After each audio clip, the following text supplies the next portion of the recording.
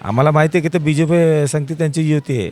पण आता जे काम जे इकडे जे करतात ते तर त्यांच्याबद्दल आम्हाला त्यांनाच कॉपरेटिव्ह करावं लागणार ना. तुम्ही बीजेपीचं पण समर्थन करता का मग? BJPचं आम्ही समर्थन करतच नाही तुम्हाला सांगू. पण आता ते कसं आहे दादाचं आहे त्यांचे ते आता BJPसाठी युती झालेली आहे. तर ना आम्हाला कसं आहे, माणूस जे आहे ते इकडे जे कॅन्डिडेट जे गपूर पाटांचे आहे पण आम्हाला त्यांना बघून आम्हाला त्यांना साथ द्यावं लागतं आहे राष्ट्रवादीला असं आहे, बाकी काय नाही. जे काही पुण्यामध्ये राष्ट्रवादी काँग्रेसचा मोठा चेहरा होता प्रशांत जगताप, हे राष्ट्रवादी काँग्रेस सोडून आता काँग्रेसमध्ये आलेत, तर त्याचा काही इफेक्ट ह्या प्रभागावरती काय नाही पडणार, काय पडणार नाही तुम्हाला सांगा. त्यांचं मत त्यांचं जुळत नाही तर जगताप पाटलचं म्हणून त्यांनी तिकडे गेले. पवार साहेबांना सोडून ते काँग्रेसमध्ये कालच झाले ते विलीन काँग्रेसमध्ये ते गेले. त्याचा ह्याच्याबद्दल काय त्या परिणाम होणार नाही त्याच्याबद्दल असं आहे.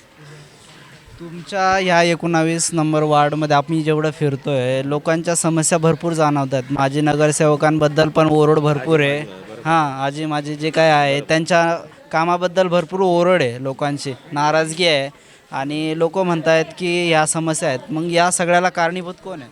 नेमकं नगरसेवक आहे, प्रशासन आहे की इथले स्थानिक लोकच आहे? मग असं तसं बोललं तर तुम्हाला दोघांचा हात आहे. आता लोकांचं पण असतं मग समोरचं पण त्यांचं पण राजनीतीमध्ये आहे. आता ते काय करणार आहे आपण मला सांगा.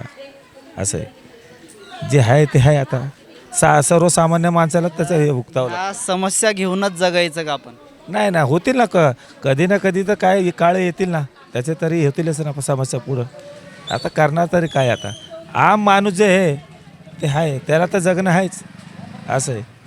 निवडणुकीमध्ये आता नवीन चेहरा पाहिजे की जुने जे माजी नगरसेवक होते तेच चांगले कामं करत? नाही, आता तुम्हाला म्हटलं ना, आता जे गपूर पठाण इकडे आहे, गपूर पठाण झालं, हाजी फेरोज झालं, ते हाय काम बघतात. हाय काम म्हणून त्यांना निवडून द्यायचं, बाकी काय नाही. काम नाही झालं तर मग त्यांना पण हटवून दिलं असतं. आता एवढं बाबर झालं, हे झालं काम, आता त्यांचं जे गेलं तर आता हे नवीन आलं तर काम करतात म्हणून त्यांना निवडून द्यायचं, बाकी काय नाही.